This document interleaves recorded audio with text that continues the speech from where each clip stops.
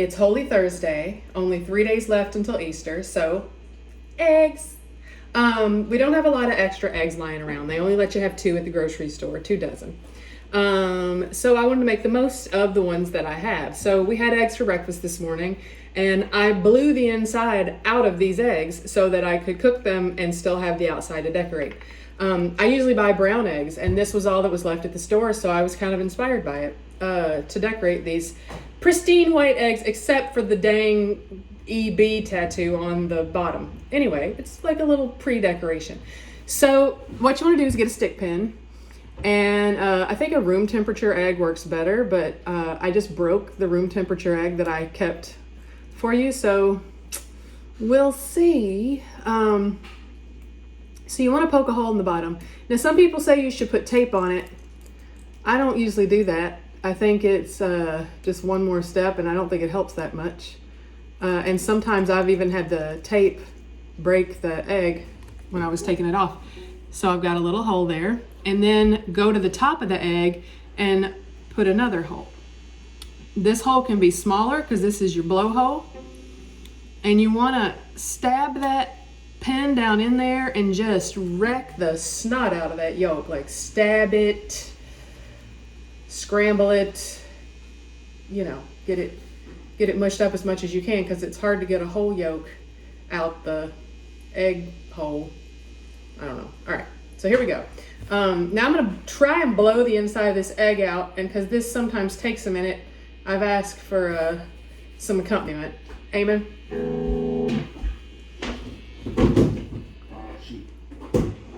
It's okay. You ready? Yeah.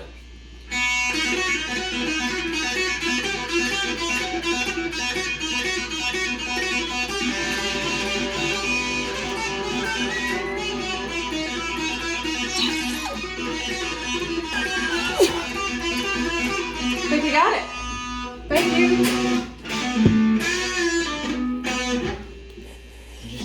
Okay, so now sometimes some like membraney junk gets stuck in there, which is at the same time gross and fascinating. I love playing with odd egg parts, but I think that's empty. It might be, it's pretty good. So then you want to rinse it off and make sure you get all the goo off of it, and then let it sit to dry for about an hour. And they get surprisingly hard. Like I've had these last, I did this one time like 5 years ago, and they lasted a really long time. I don't know what happened to them. Ultimately, something probably ate them in my basement or garage. Anyway, so then this is for omelets later.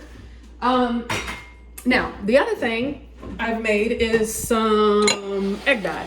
I didn't have any egg dye that I could probably get at the store, but this is another one of those things that I'd kind of meant to try and never have. So this one is turmeric, just dry, powdery turmeric. So let's put one in there.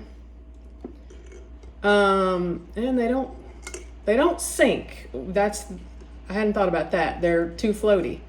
So I may have to put something on it. Anyway, this one is onion. Look at this onion skin. So I boiled onion skin in water and put the water in there. And then this one is beets. I had some, they were like those prepared beets from the grocery store. They'd sat here too long, and they may not work as well as actual beets would have, but they were going to waste in my refrigerator, so we'll put them in there. And then this last one is food coloring. So I have this gel food coloring, and I put some of that in there. I've been watching Addie Baker take pictures of her robin's eggs, and they're so beautiful. So I had to have some blue, even though I didn't have any blue food to make it with. So I'm gonna let these 3 sit. Probably the food coloring would have made, I could have used all food coloring, but then we wouldn't know how these vegetable dyes will work. So I'm gonna put that over there and let it sit for a minute. See if I can weight it down with something. Whatever, we'll see. All right, so while that sits, I'm gonna make some deviled eggs for you. So my favorite thing to put in a deviled egg is sweet pickle. That's how I grew up eating it, but I don't have any right now. Bubby's is my favorite, but This is some chow chow. Do y'all know about chow chow? Like, we usually eat this on pinto beans. It's so good. And it's like a cabbage-based hot relish kind of a thing. So I'm gonna do that. Let's see. Oh, so I've boiled these eggs. Now I've tried a million ways to boil eggs, and sometimes they work fine, and then I'll try the same method again and they won't peel for shit. But anyway, I'm gonna try and peel this egg. These, I found a thing on Food Network that said put a teaspoon of baking soda in the water and let it go for, I did 12 minutes because I wanted them all the way hard boiled for deviled eggs. So I got it all the way to a rolling boil, and then oh, it's doing pretty well. And then put the lid on and let it sit for 12 minutes.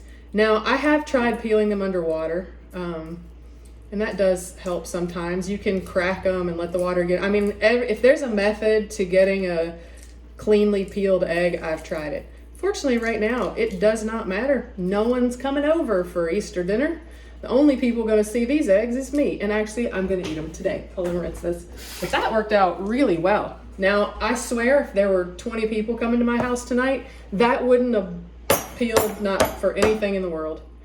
So I probably should have done some of these in advance, but I didn't. So here we are, just peeling some eggs.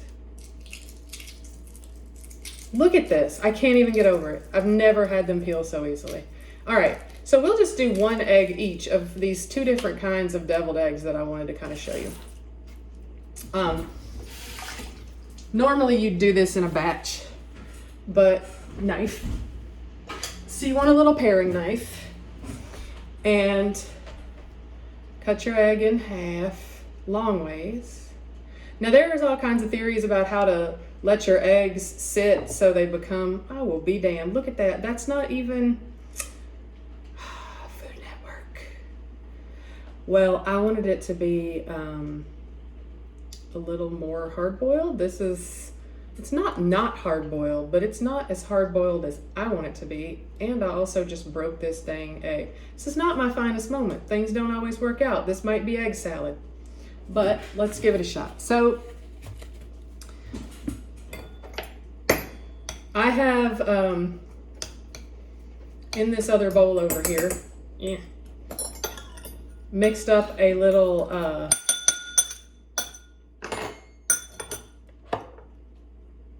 chipotle pepper. I love chipotle in adobo sauce, this one right here. And I ground that up with some cilantro. Cut up, I actually put it in my little food processor. Do you have one of these? This is my favorite little kitchen tool. It's this teeny tiny food processor. It means you don't have to like get the huge food processor out. I've had that thing since Eamon was a baby. I used to make his baby food with it. Danny gave it to me way back then, and you can see it lasts a long time because now he is grown. Not grown. He thinks he's grown. He's grown-ish. Okay. And I've got the old pink salt here and a little fresh pepper. Mix that around and see. It's actually pretty. This is more one I would do at Christmas or Thanksgiving. Like the greens and the reds and the smokiness, I think kind of lends itself to that time of year. But it's still pretty. So that's that one. And then the other one, let's do our chow chow egg. Oh, I messed up both bowls. Okay, so we're gonna put a little chow chow. It's like a pickly thing. A little mayo. I also love to take that chipotle in adobo sauce and put it in mayonnaise and just make a topping for egg burritos. It's really good on scrambled egg burritos. Let's see if I can do a better job cutting this egg. There we go. Drop it in there. Mush him up. Now, my method usually includes a little apple cider vinegar. I usually do this with more eggs, so it's weird to do this one little portion. It's kind of hard to know how much to put in there. I don't measure a lot of stuff. I just pour it in there. For that reason, I never manage to make things the same way twice. So it'll go really well one time, and then the next time it's like not. That's too wet. So I'm gonna have to do another one to make that even out. Sorry, folks. Let's see how this one tastes. I don't know, it's good. Let's see how this one tastes. I don't care if it's wet. See, this is the beauty of cooking for yourself. Because who gives a rat's behind if anybody likes it or thinks it's pretty? It's just for you. There's nothing pretty about eating eggs either. It's totally good. It'd be better if I did it right, but it's still pretty good. You can put a little sugar in there too. It didn't even have salt and pepper in it. All right, killing it today. Okay, let's look at our egg dye. Well, clearly look at there. The dye is the winner. As I said, they didn't sit down in there very well, so they're multicolor. I'm gonna put that back and see if I can make the whole thing dark blue. Let's see how that's the beet. Turned it kind of pink. Now, ooh, looky there. That's the onion skin. Or maybe I have these backwards. I feel like the beet would have made... Oh no, that's beet. This is onion skin. So it made the darker color. And then the turmeric, yellow. So I'm gonna put those back in there and weight them down and set them off to the side and let them go for even longer and see if they get prettier.